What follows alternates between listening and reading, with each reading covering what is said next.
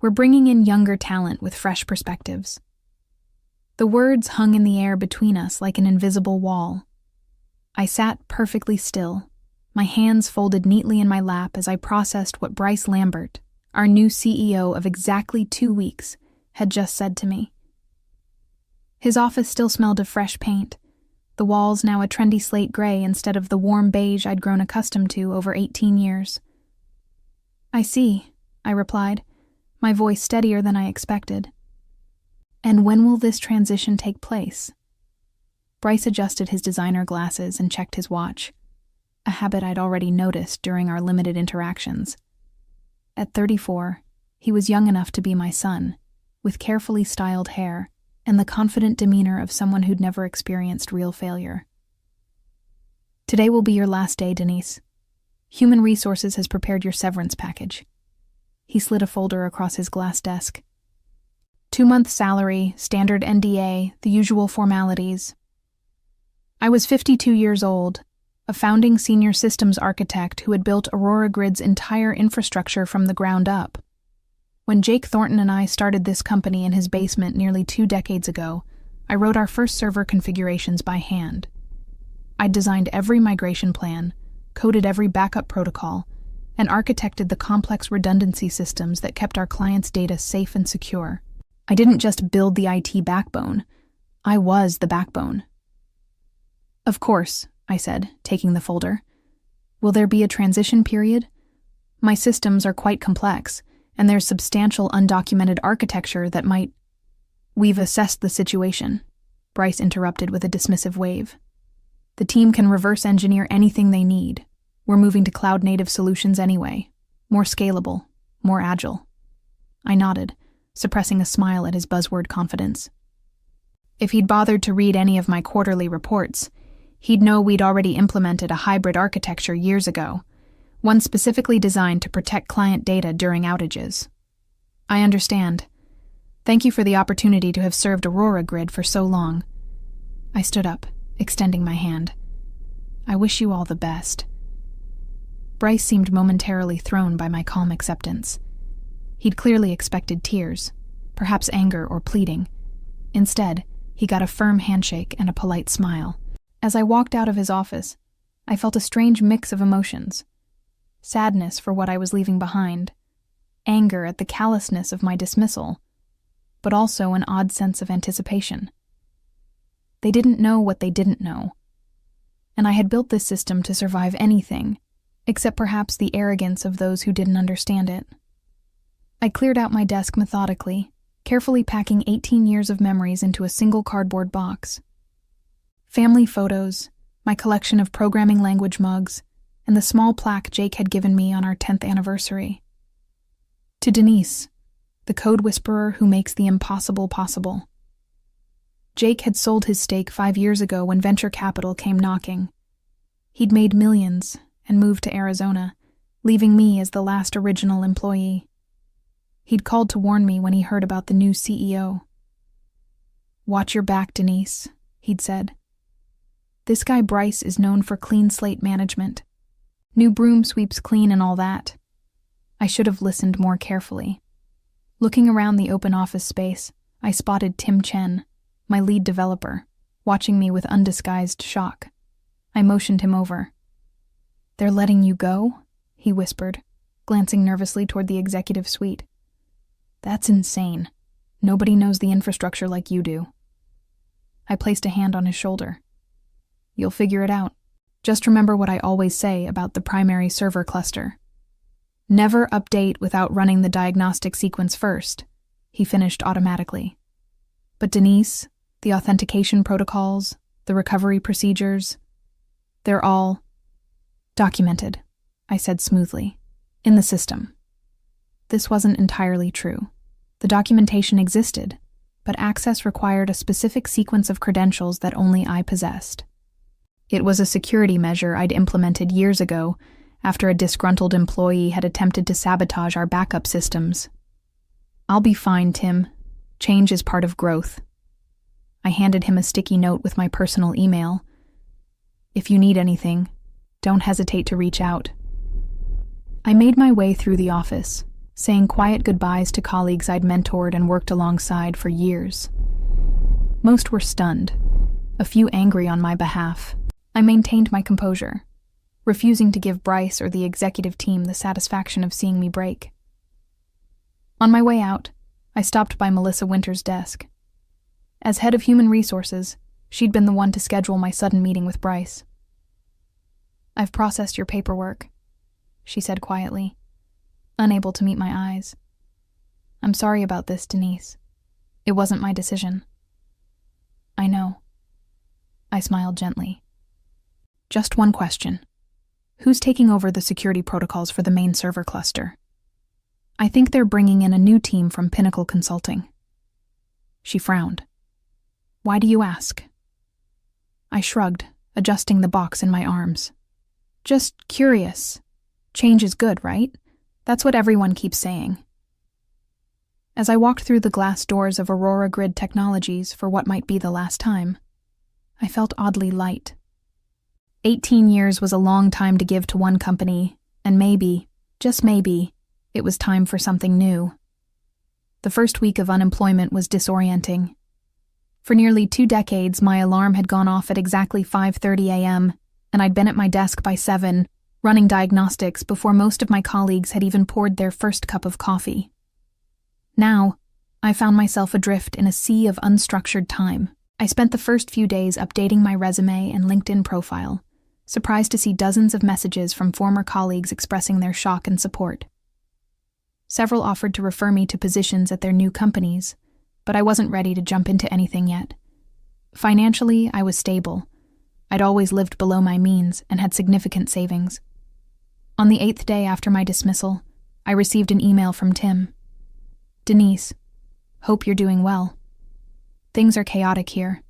The Pinnacle consultants are reviewing the entire infrastructure and making recommendations. They're talking about a complete system overhaul next month. Yesterday they mentioned deprecating your backup protocols as legacy systems. I tried to explain their importance, but I'm being sidelined. Miss your guidance, Tim." I crafted a careful response, advising him to document his concerns in writing while navigating the politics of the new regime. I didn't mention that deprecating my backup systems without understanding them first would be like removing the foundation of a building to modernize it. 2 days later, I received another message, this time from Alicia Gonzalez, the project manager for our largest client, Meridian Healthcare. "Denise, this is unofficial, but I wanted to give you a heads up. The migration team is planning to update the main server cluster next week. When I asked about the diagnostic sequence you always insisted on, they said it was unnecessary overhead and that their new continuous deployment pipeline would handle any issues automatically. I have a bad feeling about this. Best, Alicia." My stomach tightened. The diagnostic sequence wasn't just a cautious habit, it was essential. Our main cluster had specialized hardware configurations that required specific pre-checks before any system updates. Skipping them was like jumping out of an airplane without checking your parachute first. I considered reaching out to Bryce or the CTO to warn them, but pride held me back. They'd made it clear that my expertise was no longer valued. They'd chosen to dismiss nearly 2 decades of institutional knowledge without so much as a transition meeting. That night, I went through my home office, finding the encrypted hard drive where I kept backups of all my system documentation, including the detailed recovery protocols I'd developed. The procedures were complex by design, requiring specific authentication steps that only I knew by heart. I stared at the drive for a long moment, then placed it in my desk drawer. "They wanted fresh perspectives," I said to the empty room. "They'll get them." 2 days later, on a quiet Sunday morning, I received an urgent text from Tim. "Everything's down. Complete system failure. No one knows what to do." And so it began. The main server cluster crashed at approximately 3 a.m., Tim explained breathlessly over the phone. It was during the scheduled update window, but something went catastrophically wrong. The automated recovery systems couldn't initialize, and now we're in full disaster mode. I had just finished my morning coffee when he called, my phone buzzing with an emergency alert I'd set up years ago, one tied to our server monitoring systems. Old habits die hard. What about the backup protocols? I asked, already knowing the answer. Tim's bitter laugh confirmed my suspicions. That's the thing. The documentation for the recovery process requires authentication credentials that none of us have. It's like trying to open a vault without the combination. I'd designed it that way deliberately. After a security breach 7 years ago, I'd implemented a layered authentication system, one that required physical access to certain terminals, specific credential sequences, and knowledge that wasn't stored in any accessible repository. It was old-school security by obscurity, updated for the modern era. What's the client impact? I asked, setting down my mug. Total. Meridian Healthcare's patient portal is down. Reynolds Financial can't access any of their transaction data. Even our internal systems are paralyzed. Email, development environments, everything. Tim lowered his voice. Bryce is having a complete meltdown. The board called an emergency meeting for noon. I felt a twinge of sympathy for my former colleagues, but it was overshadowed by a sense of validation. This was precisely the scenario I'd warned about for years. The reason I ran exhaustive diagnostics before every update. The reason I'd created redundant systems and recovery protocols. Has anyone reached out to me officially? I asked. Not yet, Tim replied. But they will. No one else understands how to recover from this kind of failure. The Pinnacle consultants are completely out of their depth. As if on cue, my phone beeped with an incoming call. Melissa from HR. I should go, Tim. Keep me posted. I switched calls. Hello, Melissa. Denise, she began, her voice strained. I hope you're doing well. I'm calling because we have a situation at Aurora Grid. I've heard, I replied neutrally. We need your help. The server cluster is down and we can't access the recovery systems. The technical team suggested that you might be the only person who knows how to resolve this. I remained silent, letting the moment stretch uncomfortably. Denise, are you there? I'm here, Melissa. I'm just surprised to hear from Aurora Grid so soon. I was under the impression that my knowledge was obsolete, that fresh perspectives were what the company needed. To her credit, Melissa didn't attempt to sugarcoat the situation. Things have changed rapidly in the past few hours. Would you be willing to come in and help us resolve this crisis? We would compensate you for your time, of course. I see. And who authorized this outreach? Bryce himself, and the board chair, Eleanor Vance. I allowed myself a small smile.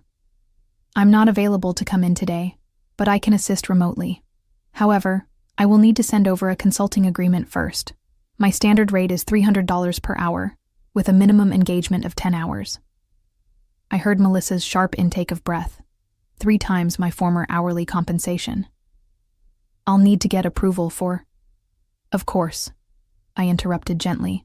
Take all the time you need. Meanwhile, I suggest implementing the emergency containment protocol to prevent further data corruption. Tim knows the process. After ending the call, I opened my laptop and began drafting a consulting agreement, laying out my terms clearly. 20 minutes later, my email pinged with a message from Eleanor Vance herself. Denise, terms accepted. Contract attached with signatures. Please help us resolve this crisis as soon as possible. Eleanor Vance, Board Chair. Aurora Grid Technologies. I signed the agreement, setting it aside with a sense of satisfaction before grabbing my emergency kit and laptop. It was time to rescue the company that no longer needed me. I didn't go to the office. Instead, I set up at my home workspace and established a secure remote connection to Aurora Grid systems. The situation was even worse than Tim had described. The failed update had triggered a cascading failure that corrupted critical system files, and the recovery systems were locked behind multiple authentication barriers that I had designed years ago. My phone rang constantly. First the CTO, then various team leads, all desperate for immediate solutions. I responded to each with the same calm message. I was working on it, and I would provide updates through official channels only. At 2 p.m., my doorbell rang. To my surprise, Bryce Lambert himself stood on my porch, looking considerably less polished than when he'd fired me. His normally perfect hair was disheveled, his expensive shirt wrinkled. "Denise," he said, forcing a smile that didn't reach his eyes. "Thank you for agreeing to help us. I thought it might be more efficient if we worked together in person." I regarded him for a moment, then stepped aside to let him in. "You could have called first." "I tried. You didn't answer. I was busy trying to save your company." In my home office, I showed him the diagnostic screens displaying the extent of the damage. To his credit, Bryce seemed to grasp the severity of the situation quickly. "How long until we're back online?" he asked, the desperation evident in his voice. "The recovery process has multiple phases," I explained. "Each requires specific authentication and verification steps. If everything goes perfectly, we might have basic services restored by tomorrow morning and full recovery within 48 hours. Bryce paled. 48 hours? That's unacceptable. Our clients should have been informed immediately about the outage and given realistic timeframes for resolution, I finished for him. "This isn't a simple reboot, Bryce. Your team attempted a complete system update without running the required diagnostics. They bypassed critical safety protocols that would have prevented this disaster." "Your protocols," he muttered, a hint of accusation in his tone. "Yes, my protocols. The ones I developed and refined over 18 years to protect the company from exactly this kind of catastrophic failure." I turned to face him fully. "The ones that were dismissed as legacy systems by consultants who've been with the company for less than a month." A flash of anger crossed his face, quickly replaced by pragmatic desperation. "What do you need from me to expedite this process?" "Nothing. I've already initiated the first phase of recovery." I gestured to my screens. "But there's something you should know. The board has reached out to me separately." This caught his attention. "What do you mean?" "Eleanor Vance called me while you were on your way here. The board is concerned about how this situation was allowed to happen. They've asked me to provide a full assessment of the infrastructure decisions made since my departure." It wasn't entirely true. Eleanor had texted asking for updates, but hadn't requested an assessment. Yet. Bryce's expression hardened. "I see. I'm not interested in office politics, Bryce. I'm here to restore the systems and protect the data integrity for our clients. That's all." "Our clients," he repeated softly. "You still think of them as yours?" 18 years create strong bonds," I replied evenly. "Now, if you'll excuse me, I need to continue the recovery process. I'll send hourly updates to you and the board." As Bryce left, I returned to my work, systematically addressing each corrupted system. My phone buzzed with a text from Tim. "Bryce just announced that all Pinnacle consultants have been placed on leave pending review. What did you say to him?" I didn't respond. There would be time for conversations later. Right now, I had a company to save, whether they appreciated it or not. By midnight, I had managed to restore the authentication systems and begin the data recovery process. My eyes burned from staring at screens, but I felt a familiar satisfaction as each system gradually came back online. This was the work I had always excelled at, solving complex problems under pressure, making order from chaos. At 2 a.m., as I was finalizing the recovery sequence for the client portals, my phone rang. It was Eleanor Vance. "Denise, I cannot thank you enough for stepping in," she said without preamble. "The board has been receiving your updates. Your progress is remarkable." "Thank you, Eleanor. The critical system should be operational by morning, though full data validation will take another day." There was a pause before she continued. "Denise, I've been reviewing the decisions made over the past few weeks. The board was not fully informed about the extent of the changes being implemented, particularly regarding the core infrastructure you designed." I kept my voice neutral. "I'm focusing on the recovery right now, Eleanor. We can discuss management decisions after the crisis is resolved." "Of course," she agreed. but I want you to know that the board recognizes the value of your expertise. We would like to discuss a more permanent arrangement once this situation is stabilized." After ending the call, I allowed myself a moment of reflection. In just 3 weeks, the company had gone from dismissing me as obsolete to desperately needing my expertise. It was validation, certainly, but also a stark reminder of the tech industry's short-sightedness when it came to experience versus trends. The next morning, I arrived at the Aurora Grid offices shortly after dawn. The atmosphere was tense, clusters of employees whispering in corners, the executive suite conspicuously empty. Tim met me at the door, relief evident on his face. "You're a miracle worker," he said, falling into step beside me. "The main customer portals are back online, and we've received confirmation that no data was lost." "Not a miracle," I corrected him. "Just proper system design and recovery protocols." In the conference room, I found the executive team and several board members gathered around the table. Bryce sat at the far end, his expression unreadable as I entered. Eleanor Vance rose to greet me. "Denise, thank you for coming in. We've been reviewing the preliminary damage assessment." I connected my laptop to the room's display, bringing up a detailed analysis of the system's failure and recovery process. As you can see, the cascade was triggered by an unauthorized update procedure that bypassed essential diagnostic protocols. Had these protocols been followed, the system would have flagged potential conflicts before implementation.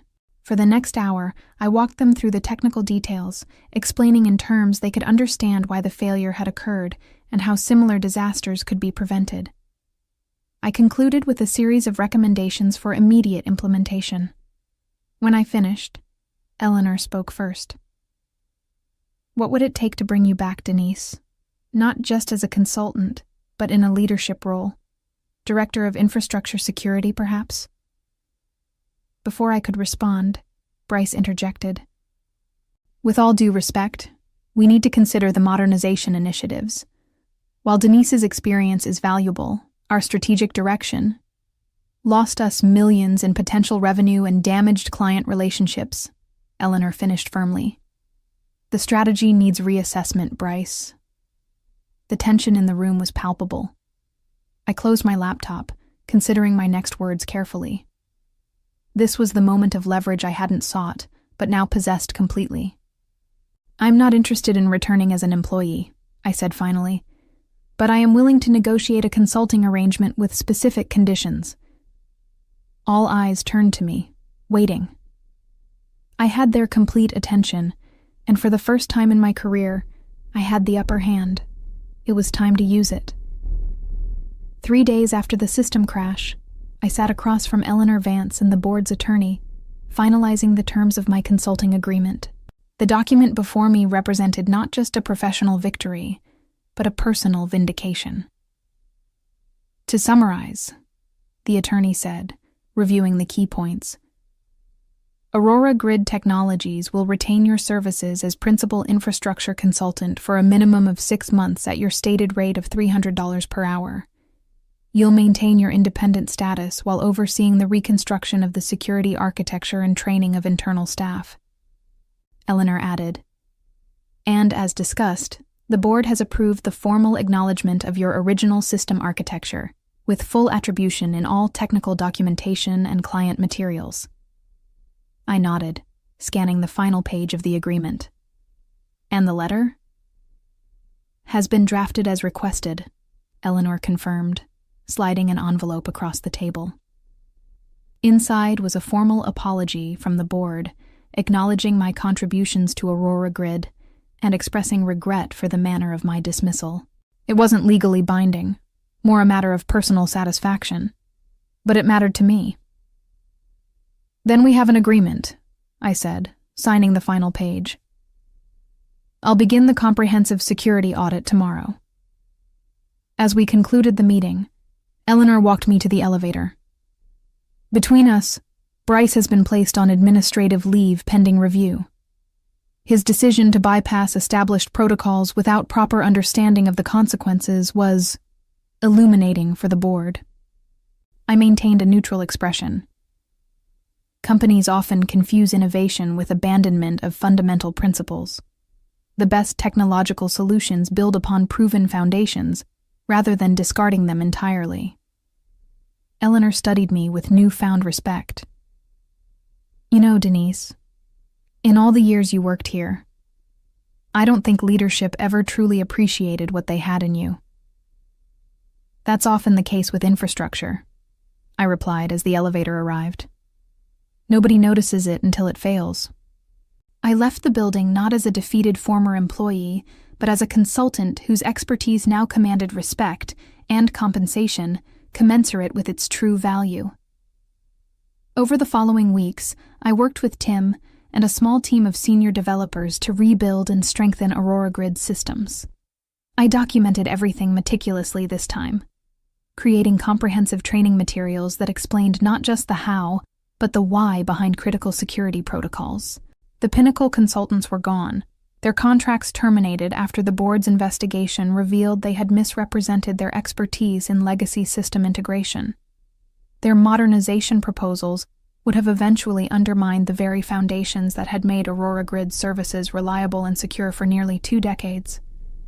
1 month after the crash, Alicia invited me to lunch at a small cafe near the office. "The clients are calling you the server whisperer," she said, smiling. "Meridian Healthcare specifically requested that you personally oversee their next system upgrade." Ironic, I mused, stirring my tea. A month ago, I was deemed obsolete. "Experience never goes out of style in this industry," Alicia replied. "Not really. Companies just periodically forget that fact until reality reminds them." When I returned to the office, I found Tim working with a young developer I didn't recognize. "Denise, this is Jason," Tim introduced us. "He's joining the infrastructure security team." Jason looked barely out of college, with bright eyes and that particular eagerness of someone with more theoretical knowledge than practical experience. "It's an honor to meet you, Ms. Halbrook," he said, extending his hand. "Your work on the distributed authentication system is brilliant." I shook his hand, suppressing a smile at being called Ms. Halbrook for the first time in my career. "Thank you, Jason, and please, call me Denise." As we walked to the server room, I realized something had fundamentally changed, not just in my professional status, but in my own perception of my value.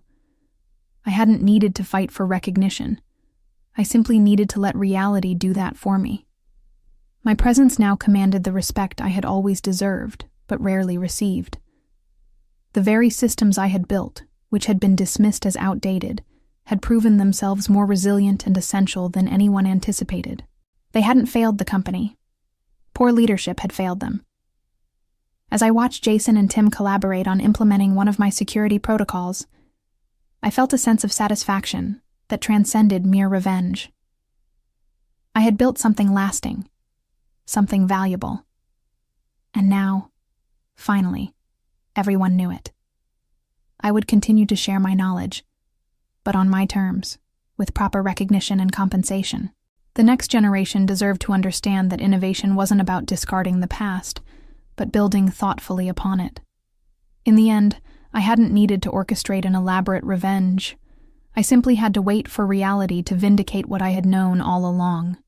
Expertise, earned through years of hands-on problem-solving, would always prove its worth in a crisis. And now, everyone at Aurora Grid Technologies understood that too. The greatest revenge wasn't bringing the company to its knees. It was watching them finally recognize the value they had so carelessly discarded.